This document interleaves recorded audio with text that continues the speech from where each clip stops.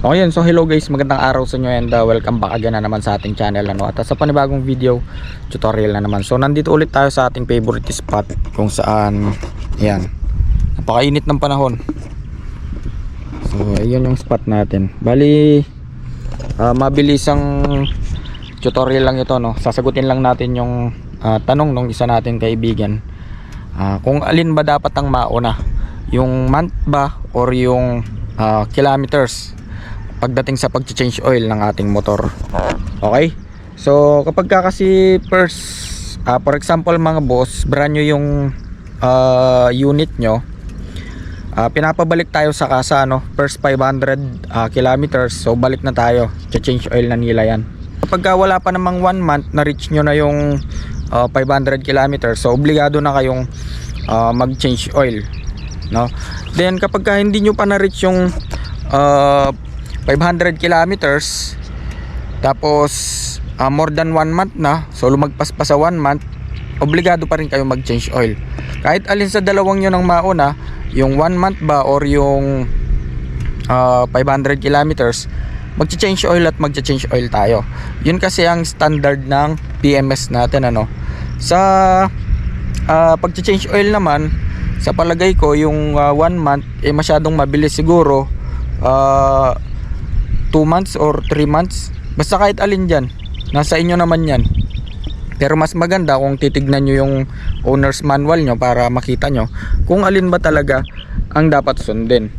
Pero para sa akin kasi mga boss, 3 months yun, maximum na yung 3 months, kasi hindi naman tayo pare-parehas ng routine sa buhay, ano.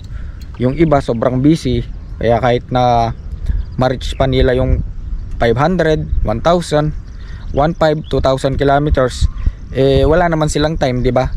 Then minsan pa nga lumalagpas pa ng 3 months, 4 months, 5 months, ganun, gawa ng sobrang busy nila sa personal na bagay, lalong lalo na yung mga nagtatrabaho, which is naranasan ko yan mga boss, ano. Yung tipong gustong gusto mong i-PMS yung motor mo pero wala kang time, gawa ng sobrang busy mo sa yun nga, trabaho, at isang araw lang yung day off mo. And yung iba naman kasi mga boss, sa first 1,000 pini-PMS na nila or change oil na nila kasi may budget sila, tapos marami silang time. So yun nga, hindi nga tayo pare-pares ng routine or estado sa buhay. So bali yun lang naman mga boss. Pagdating sa pag-PMS, basta kahit alin ang mauna, 1 month ba or yung 500 kilometers, magcha-change oil na tayo. Mapa-brand new man or second hand yung unit nyo, nasa sa inyo nga pala kung anong gusto nyong iset, ano, kung ilang kilometers yung gusto nyong iset para meron kayong basihan sa pagcha-change oil. Hindi porket 500 sa first change oil, yun na yung susundin nyo. Hindi ganon mga boss. Tulad nga ng sinabi ko, hindi tayo pare-parehas ng estado sa buhay. Yung iba may budget, yung iba wala. So dun pa rin tayo sa mandatory, kung saan sila mas makakatipid at kung saan sila mas komportable.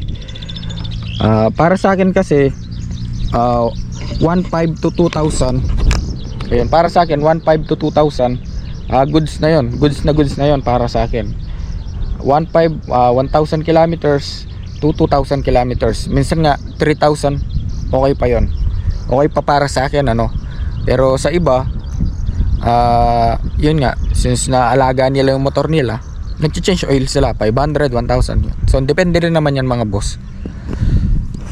Ayun, hindi ko naman nilalahat na, no, hindi ko naman nilalahat na sundin nyo yung sinabi ko, gawin nyo yung sinabi ko. Depende pa rin sa inyo. So kumbaga basihan lang yung mileage at yung ating month. Yun, so bali hanggang dito na lang mga boss. Sana may natutunan kayo, at kung nagustuhan nyo yung video na to, so please like, share and subscribe.